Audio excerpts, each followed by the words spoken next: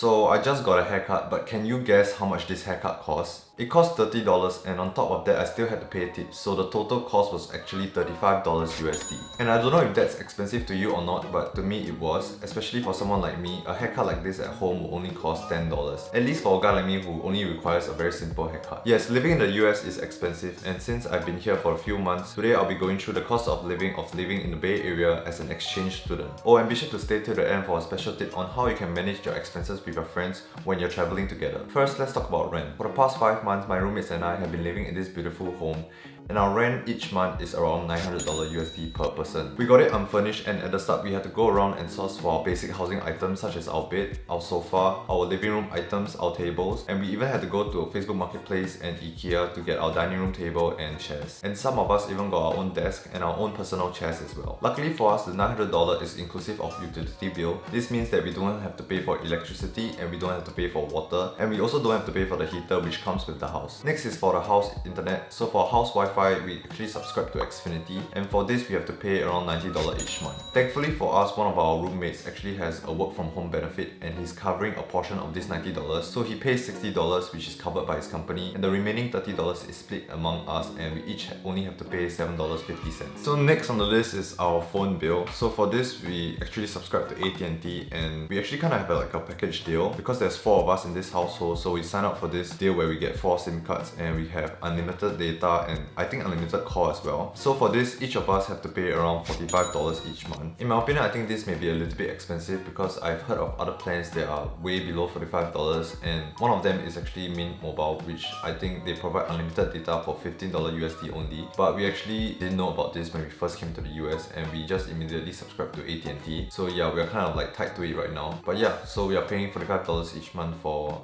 our phone bill. Okay, so next is food. So actually eating out is quite expensive. On average, the food here costs around $15 to $20 USD, and on top of that you still have to pay taxes, and don't forget you still have to tip. So usually the cost of eating out will go up to $20 to $25 USD minimum, and that's why we do a lot of our own cooking. Usually every weekend we'll head to a nearby mart for grocery shopping. It can be Walmart or maybe even Safeway, and even maybe an Asian mart 99 ranch, and each grocery run will usually cost around $150 to $160 ish, and we will split this grocery cost among me and my roommates, so that will be around $40 per person. Usually in a month we'll go grocery shopping 3 to 4 times, so that amounts up to $120 to $160 a month. This is of course made a lot easier because some of us have allowances from our own companies to buy our own lunch, and for myself I actually have lunch provided by my company if I were to head to office that day.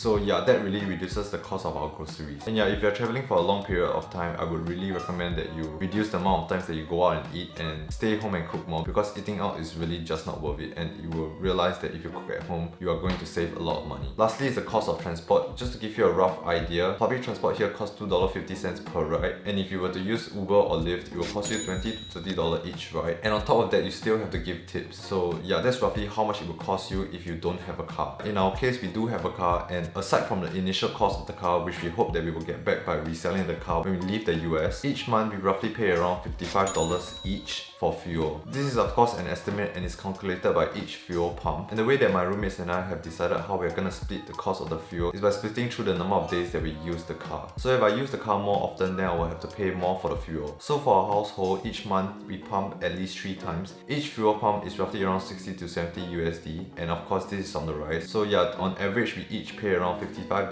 USD per month. Of course there are a bunch of things that we spend our money on, but I didn't count here. For example, the maintenance of our car. So recently our car had some issues and we had to bring it to maintenance, and that cost roughly around $400. There's also a lot of miscellaneous fees that we had to pay upfront at the start. So for example, the initial cost of our car, which was around $10,000, and we also had to pay taxes for the title of the car, and we also had to pay for the insurance of the car, which cost $1,200 in total for the cost of 6 months, and we paid it entirely initially, and we also split that among the 4 of us. There's also a lot of upfront costs for the house items, such as modem for the internet, which I can't remember how much it costs, but we'll assume it to be around $100, and also a lot of things like kitchen essentials such as pots and pans, and also toilet essentials such as mats, and also cleaning equipment. But yeah, since these are fixed amounts, I didn't count them in our monthly expenses. But yeah, our monthly expenses based on everything so far is roughly amounting to $1,200 per month. And yes, one final thing I wanted to show you guys, which is to show you how my roommates and I settle payment, and we do it through by using this this application called Splitwise. So we use this application whenever we need to do payments together, and it's just a lot easier for us to calculate and pay together in any event. And no, I'm not sponsored by them, I just find this application really useful and we have been using it for the past few months. All you have to do is get one person to pay for the entire group,